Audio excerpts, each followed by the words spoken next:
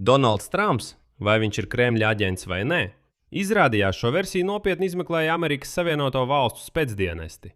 Baltais nams nesen atslepenoja un publicēja Federālā izmeklēšanas biroja iekšējos dokumentus, kas pierāda, birojas oficiāli pilnvērtīgas pretizlūkošanas izmeklēšanas līmenī pārbaudīja versiju par to, vai Donalds Trumps bija vervēts Krievijas aģents. Izmeklēšanai bija piešķirts kodētais nosaukums Oksfordas komats, un tā tika uzsākta 2017. gada maijā. Tieši nedēļu pēc tam, kad Donalds Trumps bez paskaidrojumiem atlaida toreizējo FIB direktoru Džeimsu Komiju. Pati šāda izmeklēšana vairs nav baumas vai insinuācijas, bet gan dokumentēts fakts, kas fiksēts oficiālajos FIB iekšējos dokumentos. Un tas uzreiz deva iemeslu visiem, tiem konspirācijas teoriju piekritējiem, kuri jau sen apgalvoja, ka Donaldu Trumpu noteikti ir savervējuši Krievijā. Un viņš visu šo laiku strādājis Kremļa labā. Bet neizteidzieties ar viennozīmīgiem secinājumiem, jo tas, kā tieši Donalda Trumpa administrācija pasniedz šo FIB dokumentu publikāciju, un tas, kas patiesībā ir rakstīts šajos dokumentos, ir divi dažādi stāsti, un tajos ir vērts iedziļināties atsevišķi. Jo ir skaidra sajūta, ka Baltais nams tomēr vēlas atstāt noteiktus baltus plankumus šajā stāstā. Mani sauc Aleksejs Pečīs, un aicinu jūs kopā ar mani izpētīt šo tumšo tēmu. Bet pirms mēs sākam, lūdzu abonējiet šo YouTube kanālu. Mēs tuvojamies 300,000 abonentu atzīmei, tāpēc būšu pateicīgs par katru jūsu abonēšanu. Tātad, saskaņā ar atslapenotajām dienesta piezīmēm, FIB veic oficiālu izmeklēšanu par to, vai ASV prezidents Donalds Trumps darbojās kā Krievijas aģents, un vai Maskava varēja viņu savervēt. Sāksim ar pašiem dokumentiem, kas tika publicēti iepriekšējā dienā. Galvenais fails, tā sauktā Opening Electronic Communication, ir datēta ar 2017. gada 16. māju. Tieši nedēļu pēc Komija atlaišanas 9. maijā. Ar šo dokumentu FIB oficiāli uzsāka pilnvērtīgu izmeklēšanu pret toreizējo ASV prezidentu Donaldu Trumpu. Formulējums no paša memoranda skan šādi, citāts.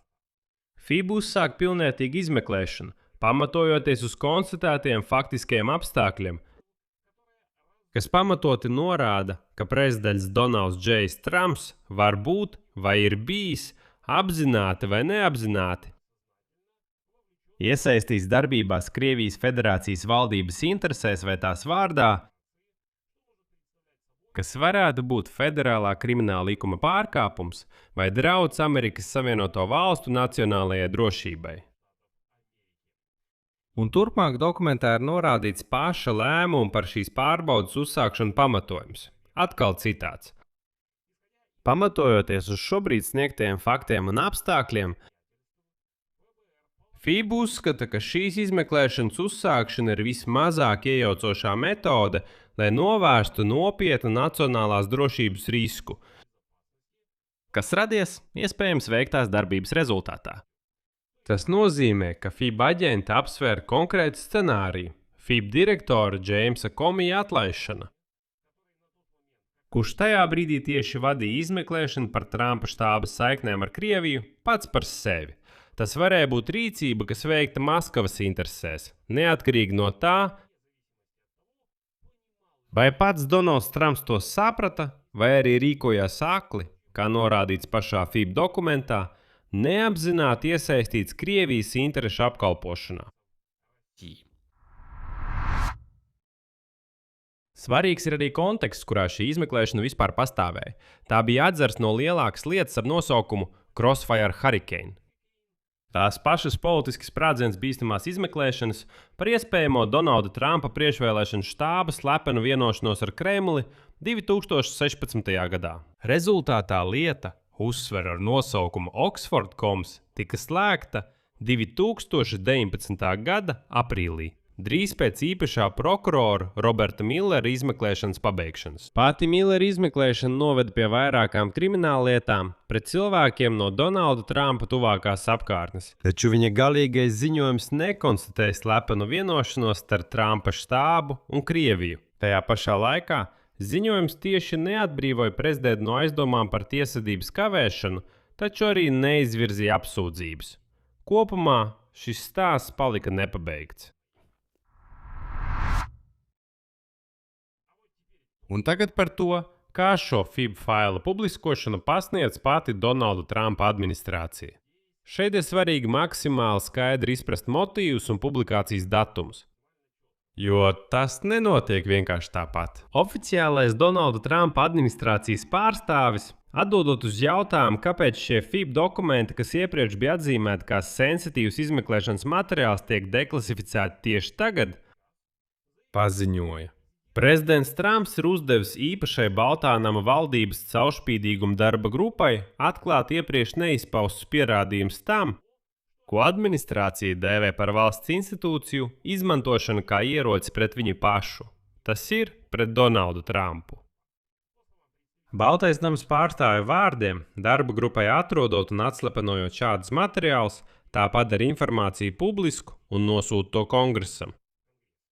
Paša Baltānama paziņojums, kas publicēts oficiālajā tīmekļa vietnē, formulē visu stāstu kā pretēju. Ne kā pierādījumu tam, ka Trumps bija pamatot aizdomās turēts, bet kā pierādījumu tam, ka Federālais izmeklēšanas birojs, FIB, viņu apzināti vajāja personīgi, neņemot vērā pašiem savus pierādījumus par pretējo.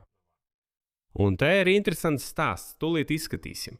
It kā pašā birojā jau saprata, ka tieši pierādījumi, ka Trumps strādā Krievijas labā, nav, bet tomēr turpināja dažādus izmeklējumus un pat uzsāka jaunus. Baltais nams savā mājaslapā norāda, tālāk citēju. Federālais izmeklēšanas birojs uzsāka kriminālu izmeklēšanu, kas bija tieši vērsta pret Donaldu Trumpu 2017. gada maijā. Apgalvojot, ka jaunievēlētais prezidents varētu būt rīkojies kā Krievijas aģents, kad viņš atlaida toreizējo direktoru Džeimsu Komiju. Lai gan paša biroja pierādījumi tajā brīdī pārliecinoši liecināja par sazvērestības ar Kremli neesamību.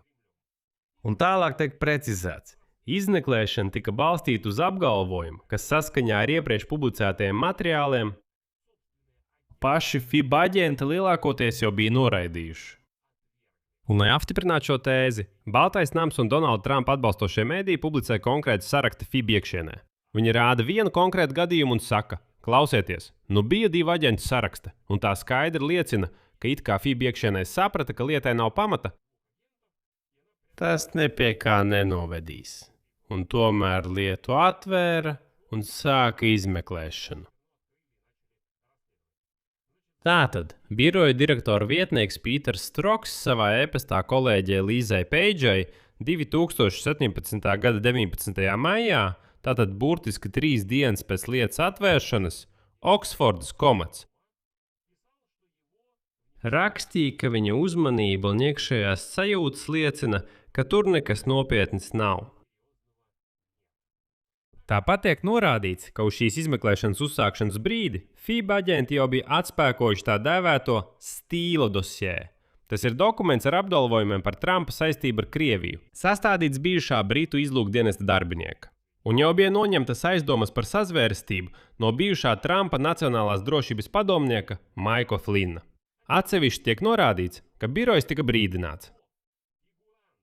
Lietas figurants Kārters Peidžs patiesībā bija CIP informators, nevis kāds tur Krievijas līdzstrādnieks, kā tas sākotnēji tika pasniegts. No īsumā viss. Visi argumenti norāda uz to, ka nebija sapratuši. FIB patiesībā tas bija atklāts CIP aģents, bet viņi domāja, ka tas ir Krievijas aģents, un īsumā nesaprata un ierosināja lietu. Ir arī interesanti tehniska detaļa, kas jau ir kļuvusi par atsevišķu diskusiju tematu. Izmeklēšanas nosaukums, kā es nedaudz agrāk precizēju, ir Oxford komma. Kā jūs saprotat, tajā ir acīm redzama pareizrakstības kļūda vārdā Oxford. Tas ir tā vietā, lai būtu OU, ir uzrakstīts Oxford, Oxford, nevis Oxford, Oksforda. Šādas drukas kļūdas iemesls nav skaidrs, Bet daļa komentētāji pieļauj, ka FIB apzināti izmanto šādu sagrozītu rakstību, aizvieto burtus ar cipariem, dokumentu kodētajos nosaukumos tieši tāpēc, lai apgrūtinātu turpmāko dokumentu meklēšanu pēc oficiālajiem informācijas atklāšanas pieprasījumiem. Piemēram, kāds saka, dodiet mums Oxford.com dokumentus. Sāk meklēt, meklēt nosacīti, jā? Tas nozīmē iekšējās datubāzēs ievadīt Oxford.com. Un nekāda Oxford.com nav. Bet ir Oxford.com. Un it kā neviens neiedomāsies ievadīt tieši šādu konfigurāciju. Šī stāsta turpmākais institucionālais liktenis arī ir ļoti zīmīgs. Jo ar to viss nebeidzās. Pēc Millera izmeklēšanas pabeigšanas toreizējais ģenerālprokurors Viljams Bārs uzdeva Džonam Daremam veikt atsevišķu pārbaudi par to, kā tieši FIB uzsāka Krievijas izmeklēšanu kopumā. Un šis Darems 2023. gadā nonāca pie secinājuma, ka birojam nebija pietiekama faktisko pamatojumu, lai uzsāktu pilnvērtīgu izmeklēšanu. Crossfire Hurricane. Un ka birojas atkāpās no saviem ierastajiem standartiem, izrādot aizspriedumus pret prezidentu Trumpu. Taču arī šeit jāatceras, ka Viljams Bārs tika iecelts par ģenerālprokuroru tieši ar Donalda Trumpa lēmumu, tāpēc arī viņš varēja būt aizspriedumains. Bet jau pretējā virzienā. Turpinājums. Un tagad apspriedīsim, kā šī FIB materiāla publicēšana iekļaujas daudz garākā un joprojām neatrisinātā Donalda Trumpa un Jamesa Comija pretstāves stāstā.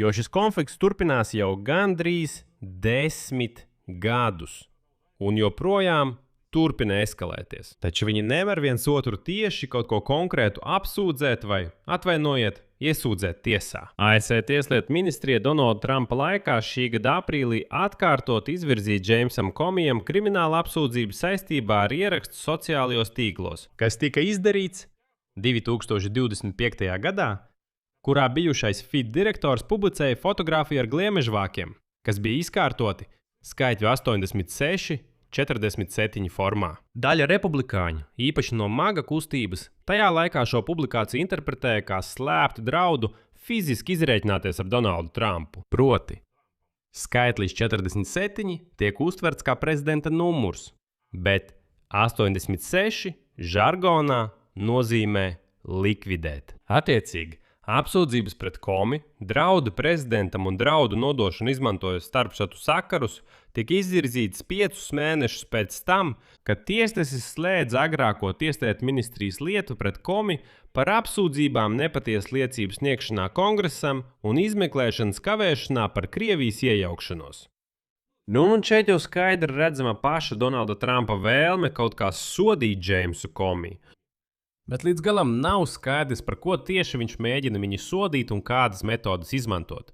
Kopumā šis stāsts ar attēlu publicēšanu, kur ir 47, 86, joprojām turpinās, un kā redzat, to nosauca ne tikai par draudiem prezidentam, bet arī, vēlreiz citēšu šo formulējumu, draudu prezidentam un draudu nodošana izmantojot starpstatu sakaru līdzekļus.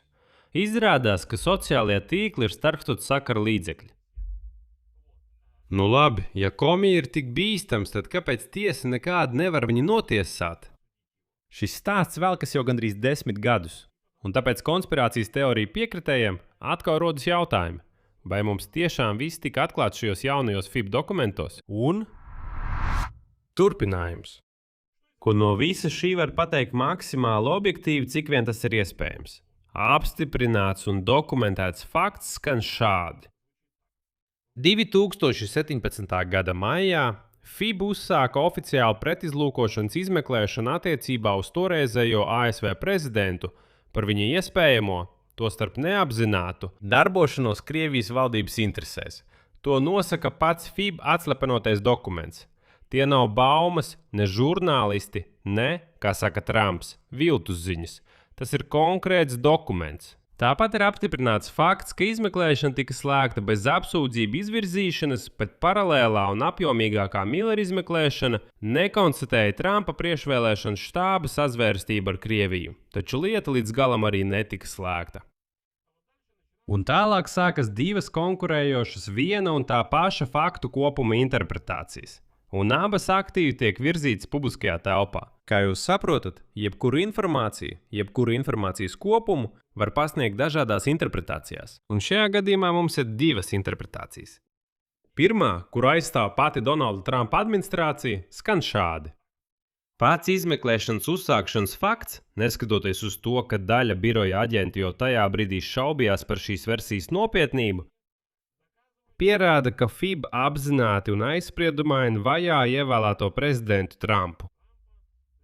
Tātad šī publikācija neapstiprina aizdomas par Trumpa saistību ar Krieviju, bet tieši pretēji grauj uzticību pašai izmeklēšanai un pašām FIB.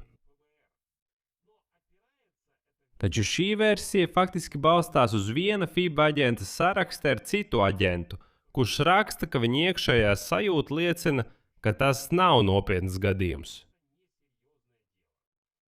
Iekšējā sajūta nav gluži pārliecinošs arguments. Otrā interpretācija, kas izriet no visa Crossfire Hurricane lietas stāsta kopumā, skan šādi.